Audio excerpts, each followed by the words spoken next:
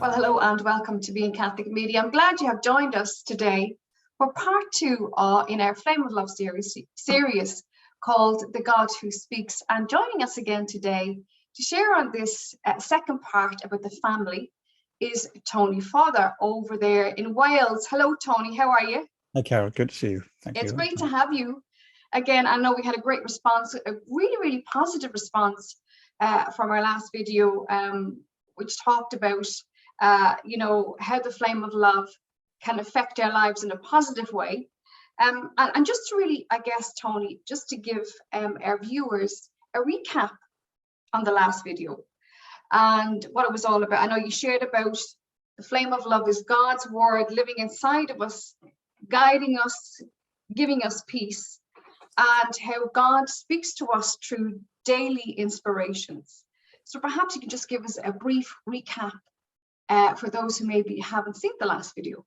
The main emphasis I'd always like to encourage people about the flame of love is that it's a wonderful lifestyle gift.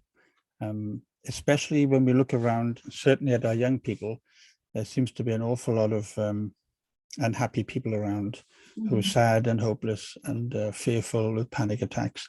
And this is a wonderful insight and gift for us to understand how close God really is to us. He really is up close. And one of the main things that undermines faith is the idea that he's up on a cloud somewhere, where actually he's talking to us all the time. It's really close. Indeed. It's very reassuring. I know, Tony, I guess, the Flame of Love movement has taken off globally. And, your emphasis around the Flame of Love is about that intimate union. Flame of Love US and the Philippines focus on intimacy, but they also focus on blinding Satan. But you feel it's quite important that we focus on that intimacy with God, because out of that intimacy, it brings a greater union, and I guess it removes the darkness, because we're not focusing on him, we're focusing on the one who created us, which is God himself, and operating within that divine will. So really, I guess your primary focus is about that intimacy, right? Actually, the wording in the specific wording in Our Lady describing the flame of love says that the flame of love is a miracle becoming a blaze, and the light, the brightness from that blaze will blind Satan. So there's kind of a staged effect. The flame comes into our lives. We need to engage with it. We engage with it particularly by listening to inspirations and responding to them. So it becomes a relationship with Jesus. And then this blaze gives so much light that devil can't get a foothold in your life, can't get into your thoughts and make you sad and unhappy and hopeless. So the sequence is basically, I think the intimacy needs to come first. We need to have a relationship with Jesus rather than just say a prayer quickly like a magic spell. Absolutely. Now today, Tony, we're going to talk about families, because Our Lady is, she talks about family in the Flame of Love. And can you perhaps share why she focuses on the family so much within the diary, and when she shares with Elizabeth? Why do you think, particularly again, I go back to the times that we're living in, the family unit is so important? And I guess, why is Our Lady focusing on the family, particularly now? Well, as we all know, the family is the main building block of our society, the main cell on which everything grows. And if you destroy the family, then society starts falling apart. There are specific quotations in the diary where Our Lady talks about by devastating families, the world is becoming less good and more darkness.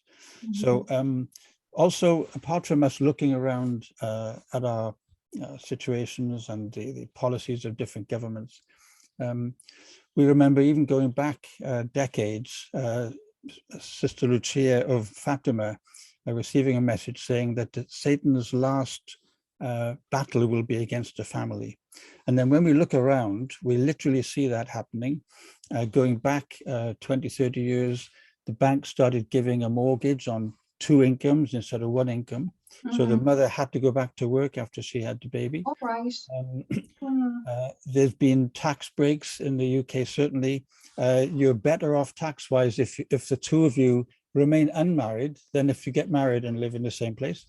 My goodness. We just had a change in our law. I think it's happening across the world of guilt-free or no reason for the divorce. Just decided getting divorced and just get divorced. And then, of course, we have the sexualization of our children, coming to primary schools with sex education, the pressure of society and peer pressure, media, onto early sexual initiation of our teens, and that caused a lot of sadness.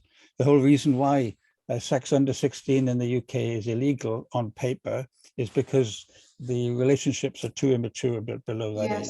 But actually in practice, that's not applied. So the immature relationships cause a lot of pain. Yes. So another point is that when we refer to God being around the place, people may not recognize him. But when we call God love, we start seeing love all around. When we remember that the devil, who people think doesn't exist, and he's convinced people he's just a cartoon character, to call him the accuser, then we look around, even in our relationships, in our workplace, in our family, and look how much accusation there is going on.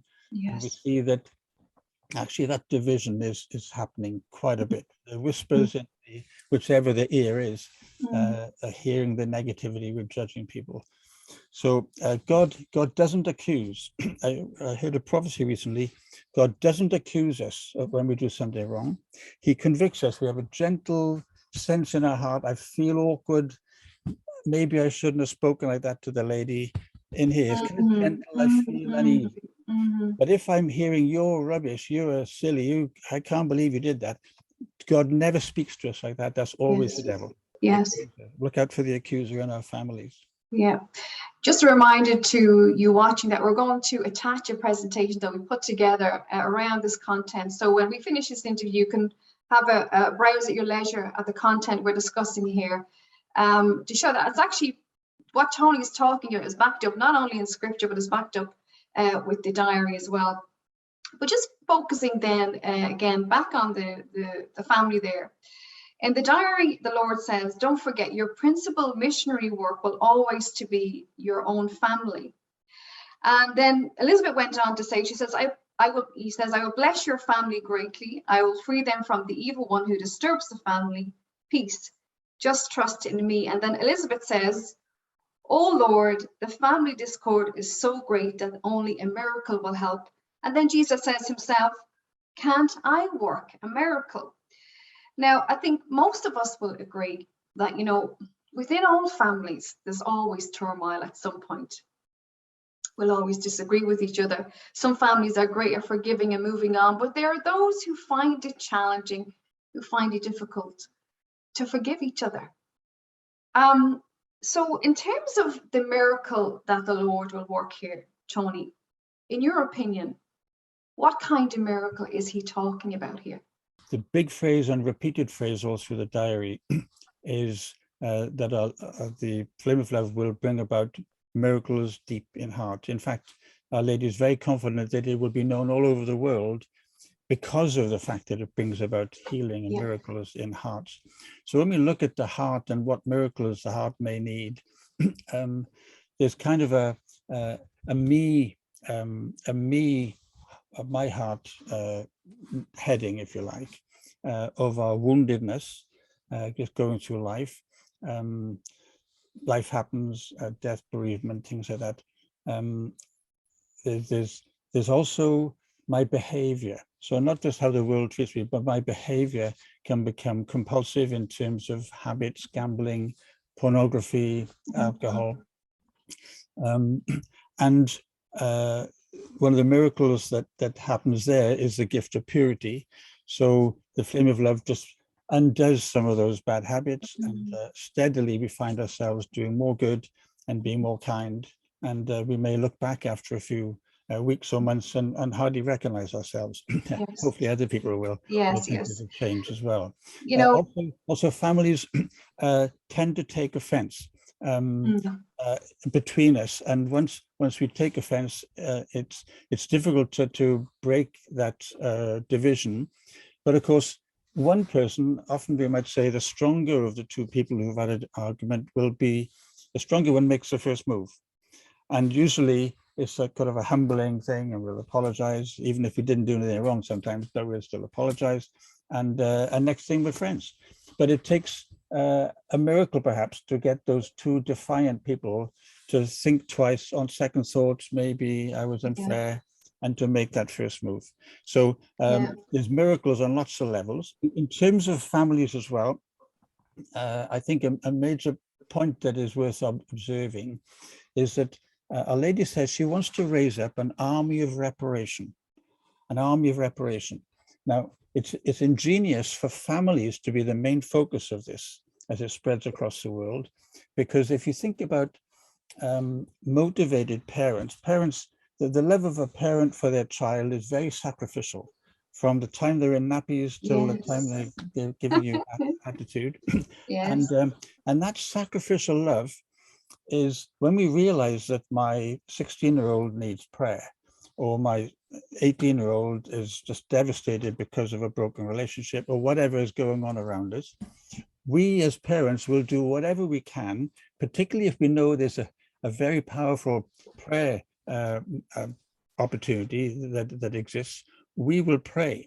So if you think about it, the motivation behind parents and grandparents praying for their damaged, their wounded children is love. Isn't it beautiful that love mobilizes this army of reparation? So we actually see God in the middle of this dynamic of changing the world and getting rid of the darkness and bringing back the light into the world. So I think it's a lovely insight to realize that love is the driving force behind our. Yes, and I know of experience, dear friends of mine who are very devoted to the flame of love actually had a miracle happen in their own families because they prayed. They prayed to Our Lady that an issue would be resolved within the family, and it wasn't. They said it would take a miracle to actually happen, and it did happen. So, people are living proof that it does happen. But maybe those who are not familiar, Tony, with of receiving the flame of love and what it takes to receive this wonderful grace from heaven, what do we need to do? There are three main ways, according to the, well, I mentioned a fourth, but three main ways, according to the diary. One is, and the main one Our Lady encourages, is to pass this flame from heart to heart. So if I were in a room with you, Carol, I could say, I have the flame, I've received the flame of love, you haven't received the flame of love. As simple as that, just a simple prayer. It's very easy to receive. Another way that is easier when you're not near a person and you're having this kind of conversation using this language of flame of love and religious talk is the unity prayer. Apparently in Hungary, the original language, of course, this prayer is called the prayer of union with the Lord. So it kind of sounds louder and more impacting. So when we pray this unity prayer, particularly with desire, we can expect to come into the union with Jesus that we're asking for. Now, one of my favorite line in the whole prayer actually is the last line that says, let's pray together to the mercy. For mercy. And if someone, say a casual observer, just read through this prayer, they may be indifferent. But when they read, pray to God the Father for mercy in that last line, everyone is going to have a little desire in their heart. So I see a lovely design in the Flame of Love Unity prayer then, because it is bound to encourage desire as we're praying that prayer. Yes, yes. So praying it or receiving it from heart to heart is one method. Praying the unity prayer, and also there's a beautiful meditation that is available, or you could have your own meditation and just desire it. apparently all through the diary, there's a significant emphasis on our desire. Apparently desire is a bridge between heaven and earth.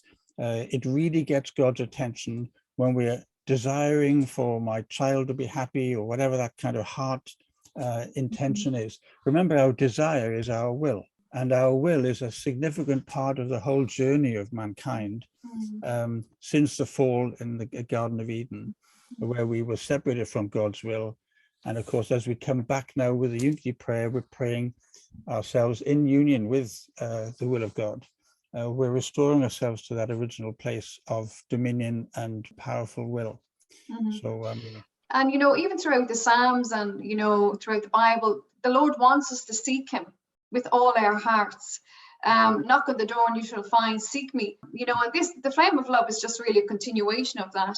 Now, bear in mind, friends, that we also have the unity prayer in the presentation following on this video. Can I mention the fourth point? That also in the diary, Elizabeth, who's praying and having dialogue with Jesus and Mary, is surprised to realize when Our Lady says that all your family have received the flame of love. So because of Elizabeth's devotion and her prayers and her goodwill and so on, and her loyalty, her family was blessed without her even asking, because she was surprised to hear that they'd received the flame of love. So she didn't ask for it. It was just given by Our Lady, by heaven. Wow. So just to recap, Tony, on how we can receive that flame of love, we can receive it if we're beside somebody and we can say to somebody, receive the flame of love. And then we can pray the unity prayer. And what was the third one, did you say? To meditate. There are written meditations you could use. Certainly in cenicals, meditation is often used because it's a beautiful setting. You put yourself in a place with Our Lady and in heaven and light and fire. It's like a poetic experience. So really, I guess you're talking about a meditation.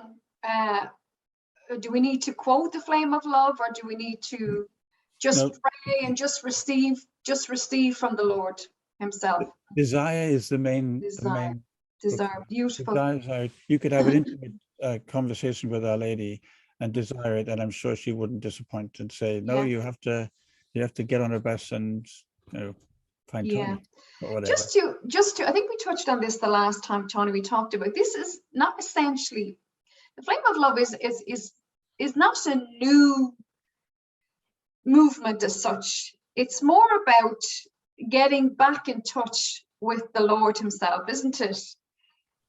It's people will say, oh, this is a new movement, this is a new thing I'm going to have to get involved with, this is another thing, yes, the Catholic Church has come out with. Or in your opinion, this is not something, do you feel that this is new, or is it a new special grace, or why now the flame of love? My understanding is that it is new. Doesn't Our Lady say in the diary, a grace like this has never been a perfect grace. Yes, that's right. Since the Word became flesh. Okay. So yes, God may be the same God, and loving Him may be the same loving Him, but Our Lady seems to have particularly requested, because of the graces won by Jesus in His passion on the cross. She has particularly asked Jesus for this flame of love. Remember, for families. That's the sentence is. Yes. The mother, the intercession, asked me for this grace for families and also the world. So it does. It's a new grace for this era. It's a new grace for this era. And I think to recognize it as something new makes us look at it differently than if you say, oh, they were doing this 500 years ago. And yes. This is the grace since the Word became flesh. We also did the diary ourselves. We brought the diary to life, and we'll also put a link on the description box for those who want to review the diary, have a look at it. We brought it to life, myself and our creative partners, the Metanoia Prayer room in the Philippines. So beautifully put together. Again, we can show that to you again after this as well. Now, getting back to the family, and your presentation also outlines how that, especially for parents and grandparents, how the flame of love can influence the family. And you shared about the areas that it can help on, negative thoughts, fear, guilt, etc. Perhaps share a little bit on that, Tony. There's several areas that I think the Flame of Love can help. If we look at needs in our family or our neighbor's family, or we may know of a troubled family up the road that we don't even know, but we know that they need help. First of all, they've done research and established that unhappiness particularly comes when our expectations are greater than reality. And our media all around us, whether it's the romantic television, the Christmas movie, or social media, tends to present a much more positive and idyllic view of life. And there's even a phrase where, you can be anything you want. You can just, which in reality may cause disappointment down the line. So the media encourages us to believe that we can control our lives. I can control my life. I can control my career. I can control my thoughts.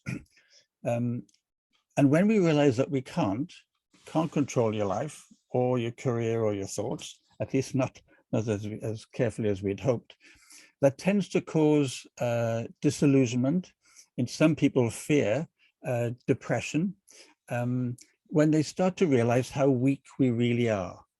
And if you don't have any sense of God in your life or big power helping you, you can be a very lonely little tadpole in a very big pond.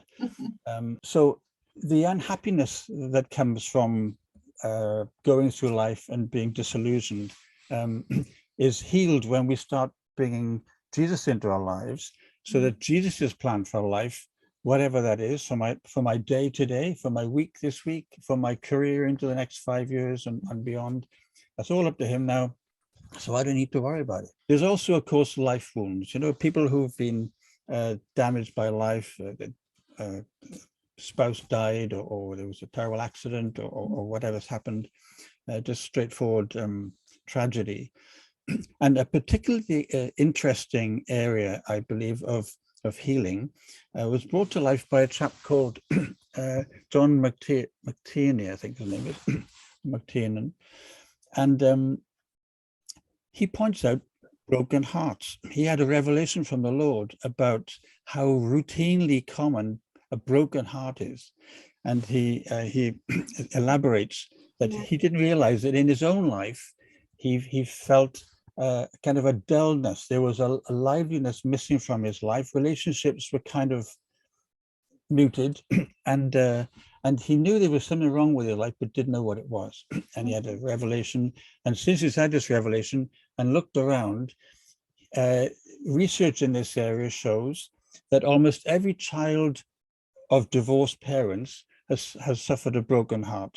Yeah. People who have been bereaved, death causes that kind of thing. Particularly powerful is rejection and bullying. And apparently the child's heart is really sensitive to this rejection sense, and the wounds can be established all through their lives. Oh, another one, of course, is abuse, whether sexual abuse or physical abuse, and also PTSD. It seems a lot of our soldiers go off, and when they encounter the reality of war and come away from their hearts broken, they've been disappointed, disillusioned, or whatever. So once you recognize this broken heart, and of course in scripture it talks, Jesus has come to preach the good news to the poor, and then top of the list of healing, heal the brokenhearted, set the captives free, and down the list right there. So this healing the broken heart, I've been involved in healing ministry, and broken hearts is not a common thing to bring up, as because we're not aware we have a broken heart. But we do recognize that we're not engaging like we would like. And another thing that comes with a broken heart is loneliness, a profound loneliness. We feel alone and a bit isolated, and it's pathetic, only me. Anyway, the bottom line of this is only God can heal a broken heart.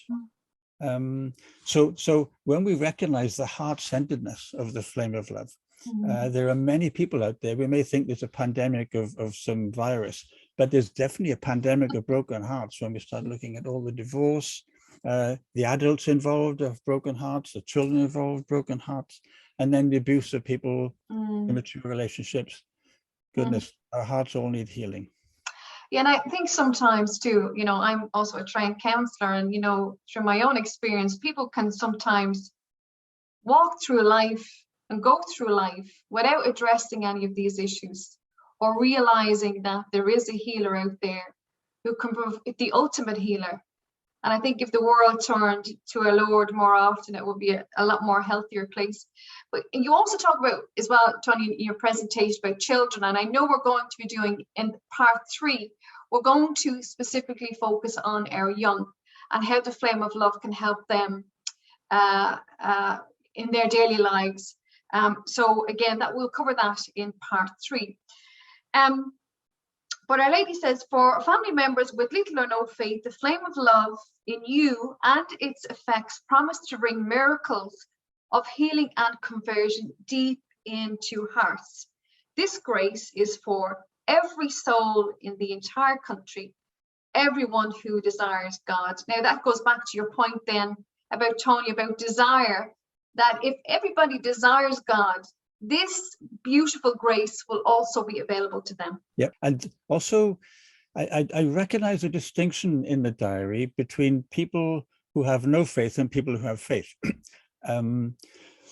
People with faith, because if you recognize the flame of love is this relationship with Jesus, then he does want you to, he wants you to want him, kind of thing. He wants you to open the door from inside and let him in. Well, if I'm looking at an atheist family member, they may not be in a place to open the door and let Jesus in, even though they may pray the unity prayer and not realize what door they've just opened readily. But there is a difference between the indwelling flame of love and the effects of the flame of love. There's quite a distinction which is recognizable when you analyze the diary. So if you look at a person who has the flame of love, they have a relationship, they have an active awareness of something going on in their hearts. For those away from that kind of faith, when the rest of us are praying our prayers and releasing the flame of love into our surroundings, the effects of Jesus in us shining into our family members and the people we're praying for and putting ourselves out for, perhaps giving up sugar in coffee for, or doing without salt on my food for, or whatever, the little currency of sacrifice, offering your daily chores.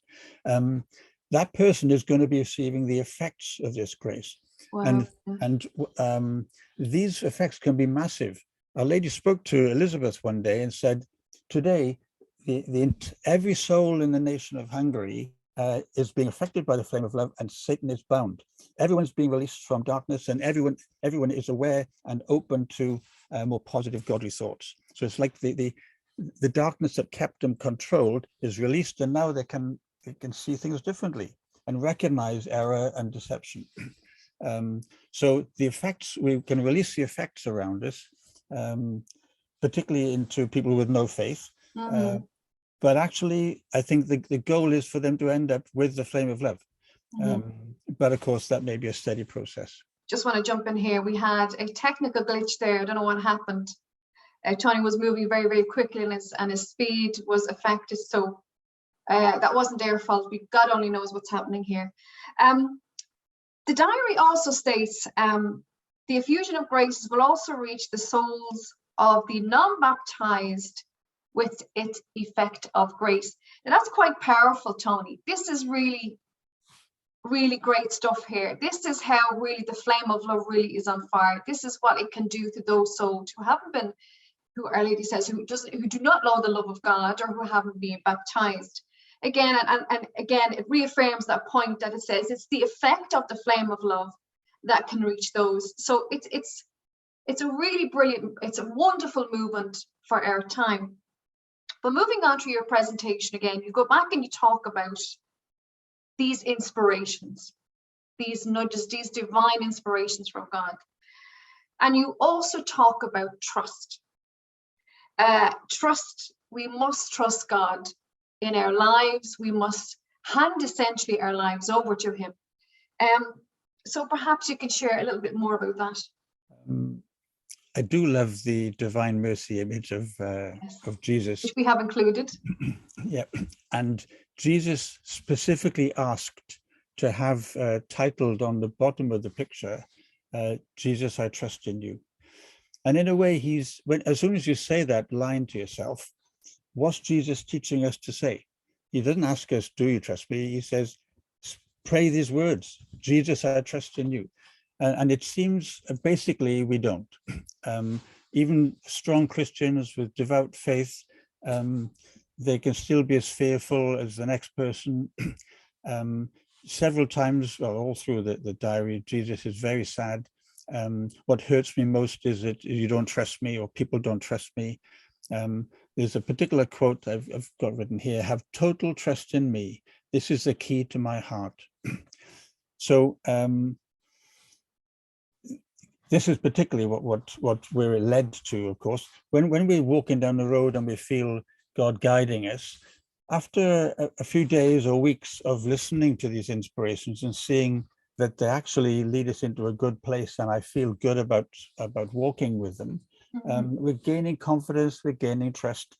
But to know that trust is called for helps us to get there, rather than just, I'm going to listen, but I forget that I'm actually trusting. There's a very interesting insights come from the Epiphany Academy in Pittsburgh, Catholic organization, and it's been set up to look at faith, how faith forms, and maturity of faith. And in particular, they've come to recognize that the height of spiritual maturity, the most wonderful way you can experience God and enjoy his peace, is to be abandoned to him, which is exactly in line with the encouragement in the Flame of Love. And of course, this is one of the miracles promised in the Flame of Love, that the more we are engaging with the Flame of Love, there's a grace of purity which cleanses us from our bad habits, and there's also a grace of abandonment. Just click, and suddenly I trust you, Lord, whatever it is, I trust you. And that is a wonderful lifestyle of peace. The Epiphany Academy referred to it as appreciative abandonment. And apparently, from my training with them, apparently, often there's a crisis in our life, in our life of devastation, and we're on our knees, tears, we don't know what to do, whether we've been made unemployed, or we've had the news of the heart attack, or whatever, devastating. And we have a choice, and there's a wrestle for a few days of which way we're going to interpret this experience. And we can either feel abandoned by God or abandon ourselves to him. And once we make that step, one day we'll just say, okay, I give it all to you. I can't do it, Lord. I can't do this overwhelming thing I need to do.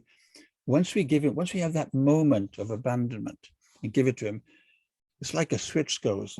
Peace arrives, we feel different. God becomes the center of our lives. It's much easier to trust him for smaller things like parking spaces or interviews with Carol or whatever.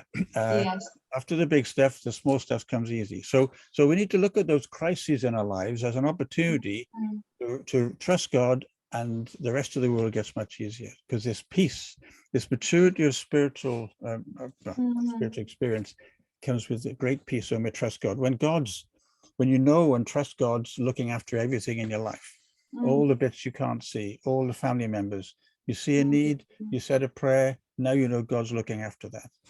And the thing is, Tony, as well, us human beings, we're never meant to be on our own. We're never meant to handle stuff on our own.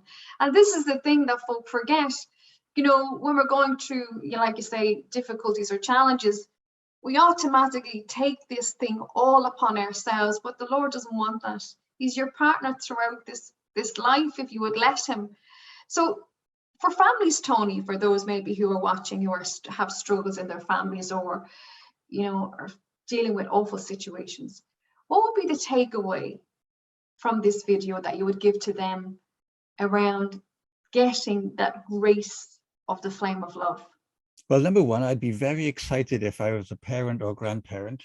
As you can tell, I am, because there is no other solution. We're overwhelmed. Our families are sad and being damaged and wounded all over the place. Relationships are a complete mess. life is raising their expectations and devastating them. There's hopelessness everywhere. And as family members, as parents who want to do whatever we can do, for our family members, this is such an exciting opportunity. So whether you feel that you're a person of faith, or your friend who has faith mentioned this film to you, or gave you a unity card, a unity prayer card, whatever it is, then grab it with both hands, because I can't think of anything else comparable in the world that comes like a rescue grace, that's going to promise to fix your family. It may be steady. You may need to be praying a little. You may need to be making some sacrifices to add value to your prayers. But God really wants you and your family to be happy. He wants every family to be a sanctuary of safety and healing. So if that's your family that needs help, you're in the right place. And it wasn't a coincidence that brought you to watch this film. Perhaps God's got his hand on your shoulder, and he's led you along this journey. So. Oh, well, you know, Tony, I'm very excited about this whole movement. We got involved with it over near a year and a half ago, because we knew it was really a movement for our time. And I just want to thank you, Tony, for all your inspiring, great information about the Flame of Love. And we look forward to our next one, part 3, which will be focusing on the children more and how they can benefit from the Flame of Love. And as I said, friends, we have a presentation tied into what Tony has just shared with us after this video, and also links to the diary.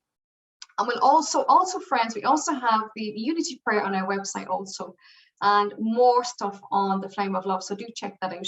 Okay, Tony, so until next time, thank you so much for joining us, and I look forward to seeing you soon. Okay, God bless. Bye bye for now. Bless you. Thanks.